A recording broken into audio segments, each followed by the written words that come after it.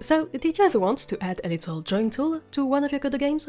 Like a pencil or a brush to create annotations on top of your visuals?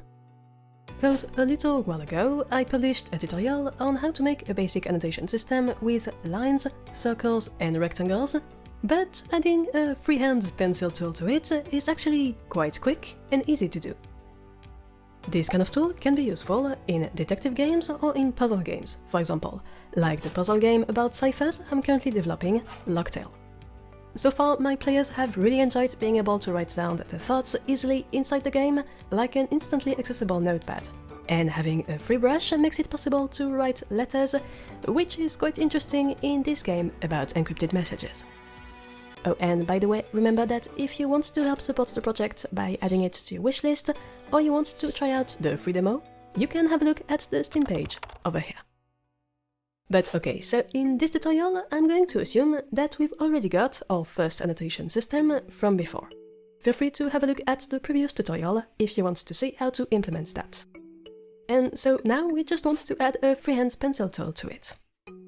The first thing we can do is update our toolbar in the Godot scene to add a button that allows us to pick the pencil.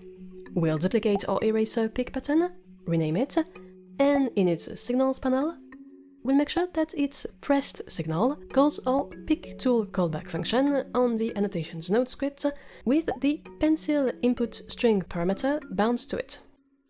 I'll also change the icon for the basic pencil sprite I made, but of course you should adapt this style to your own interface.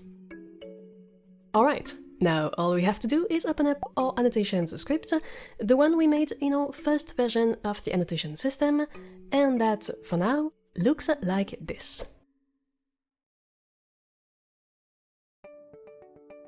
So now we want to add a few things to it.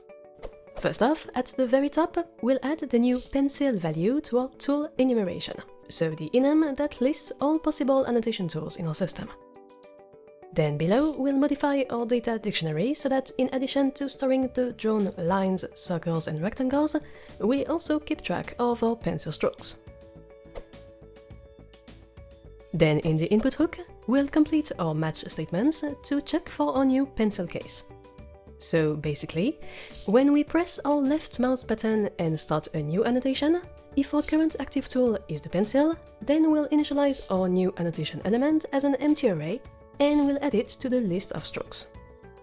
When we move our mouse while drawing, meaning with the mouse button still down, if we're using the pencil, then we need to update our current stroke annotation.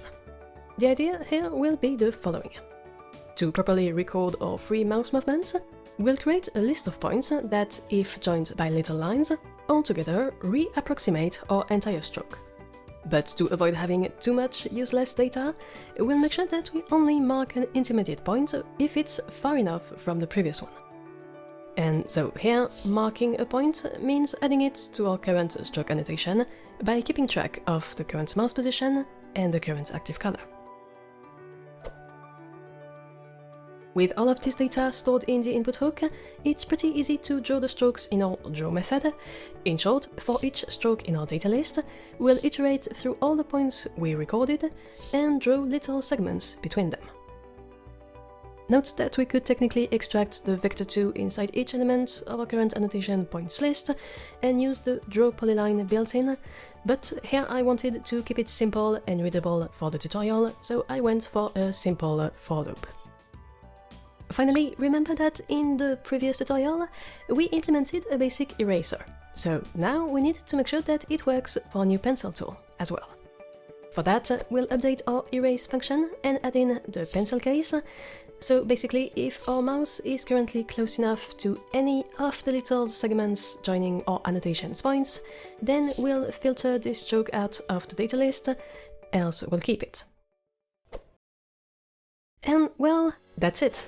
If you run the demo, you see that there's now a new tool available in the toolbar, the pencil, that allows you to draw any kind of free line you want on top of your visuals.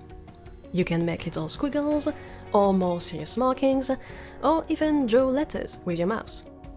And then if you want to remove one of the strokes, just pick the eraser, press the left mouse button down, and bring it close to any part of the stroke, and the entire annotation will be removed from the scene and cleaned up from the data. So there you go. I really hope you liked this short tutorial. Be sure to react in the comments and to subscribe to the channel to get more videos. And of course, a huge thank you to my Patreon members for the support, and to you for watching. And as always, take care.